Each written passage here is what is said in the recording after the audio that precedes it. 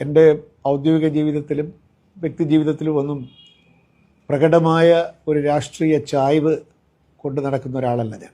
അകലമോ അടുപ്പമോ ഒന്നും വച്ച് പുലർത്താതെ ഔദ്യോഗികമായിട്ടുള്ള നിഷ്പക്ഷതയോടുകൂടി മാത്രമാണ് രാഷ്ട്രീയ പ്രസ്ഥാനങ്ങളോട് ഞാൻ എന്ന നിലപാട് സ്വീകരിച്ചിട്ടുള്ളത്. കമ്മ്യൂണിസ്റ്റ് പാർട്ടി ഇന്ത്യയിൽ വന്നിട്ട് 100 വർഷമാകുന്നു.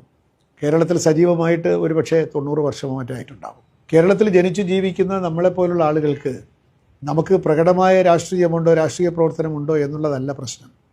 നമ്മുടെ ചിന്തകളെ സ്വാധീനിക്കാൻ കമ്മ്യൂണിസ്റ്റ് പാർട്ടിക്ക് അനിഷേധ്യമായിട്ടുള്ളൊരു പങ്ക് വഹിക്കാൻ സാധിച്ചു എന്ന് നമ്മൾ സ്വന്തം ജീവിതത്തെ തിരിഞ്ഞു നോക്കുമ്പോൾ നമുക്ക് ഇപ്പോൾ ബോധ്യപ്പെടും. എനിക്കത് ബോധ്യപ്പെട്ടുകൊണ്ടിരിക്കുകയാണ്.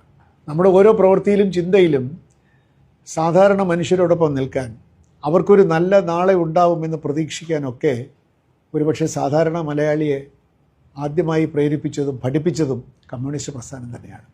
ഞാൻ പറഞ്ഞല്ലോ, ഞാനൊരു രാഷ്ട്രീയക്കാരനല്ല. പക്ഷേ കമ്മ്യൂണിസ്റ്റ് പ്രസ്ഥാനം കൊണ്ട് കേരളീയൻ മലയാളി എന്നുള്ള നിലയ്ക്ക് നമുക്കുണ്ടായ ഏറ്റവും വലിയ മഹത്വം എന്താണ്? സാധാരണ മനുഷ്യന്, അധികാരവും സമ്പത്തും ഇല്ലാത്ത മനുഷ്യരെ എന്നും അധസ്ഥിതരായി കിടക്കാൻ പ്രേരിപ്പിക്കുന്ന ഒരു സമ്പദ് വ്യവസ്ഥ, സാമൂഹ്യ വ്യവസ്ഥയെ ഉടച്ചു വാർക്കാമെന്ന്. ഇവിടെ നമുക്ക് കൊയ്യാൻ വയലില്ലാത്തവന് കൊയ്യാൻ ഇടം കിട്ടും, വിതയ്ക്കാൻ വയലില്ലാത്തവന് വിതയ്ക്കാൻ വയൽ കിട്ടും, ഭൂമിയില്ലാത്തവന് ഭൂമി കിട്ടും എന്ന് പറയുന്ന നിസ്വരായ മനുഷ്യർക്ക് സ്വപ്നം കാണാൻ അവസരം കൊടുത്തു എന്നുള്ളത് കമ്മ്യൂണിസ്റ്റ് പാർട്ടിയുടെ ഏറ്റവും വലിയൊരു സംഭാവന തന്നെയാണ്. ഒരുപക്ഷെ എന്നെപ്പോലുള്ളൊരു വ്യക്തി കമ്മ്യൂണിസ്റ്റ് പ്രസ്ഥാനത്തിനെ പറ്റി ശ്രദ്ധിക്കുന്നതും അതിൽ കുറച്ചൊക്കെ അതിൻ്റെ മൂല്യം മനസ്സിലാക്കുന്നതും ഒക്കെ സാഹിത്യത്തിലൂടെയാണ്. ഗാനങ്ങളിലൂടെ, പുരോഗമന സാഹിത്യത്തിലൂടെ, നാടകങ്ങളിലൂടെ, KPSC നാടകങ്ങളിലൂടെ ഒക്കെ തന്നെ. മലയാളത്തിലെ സാഹിത്യം എന്നത് ഒരിക്കലും സമ്പന്ന വർഗത്തെ നിലനിർത്തുന്ന ഒരു സാഹിത്യമായിരുന്നില്ല നമ്മൾ അന്നും ഇന്നും എഴുതുന്നത്.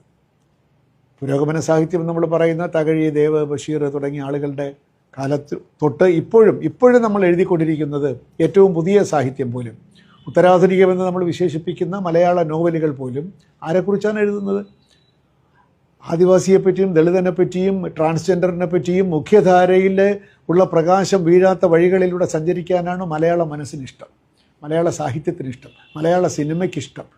നമുക്കൊക്കെ അതാണ് ഇഷ്ടം. കാരണം അങ്ങനെ നമ്മളെ പ്രേരിപ്പിച്ചത്. അങ്ങനെ ഒരു വഴിയുണ്ട്, നമ്മൾ കാണാത്തൊരു വഴിയുണ്ട്, ഇല്ലാത്തവരിവിടെ ഉണ്ട് എന്നൊക്കെ നമ്മളോട് പറഞ്ഞ് നമ്മുടെ ജീവിതത്തിലെ ഓരോ തീരുമാനത്തിലും അത്തരത്തിലുള്ളൊരു മാനവികത നിലനിർത്താൻ കമ്മ്യൂണിസ്റ്റ് പ്രസ്ഥാനം എന്തെന്നില്ലാതെ നമ്മളെ സഹായിച്ചിട്ടുണ്ട് എന്ന് പറയുന്നതിൽ ഒരു തെറ്റുമില്ല. നമ്മൾ കൊയ്യും വയലല്ല നമ്മുടേതാവും പൈങ്കിളിയെ എന്ന KPSC പാട്ട് കേട്ട് കോൾമയർ കൊള്ളാത്തവരായി ആരെങ്കിലും ഉണ്ടോ? അവരുടെ സ്വപ്നങ്ങളോട് താതാത്മ്യം പ്രാപിക്കാൻ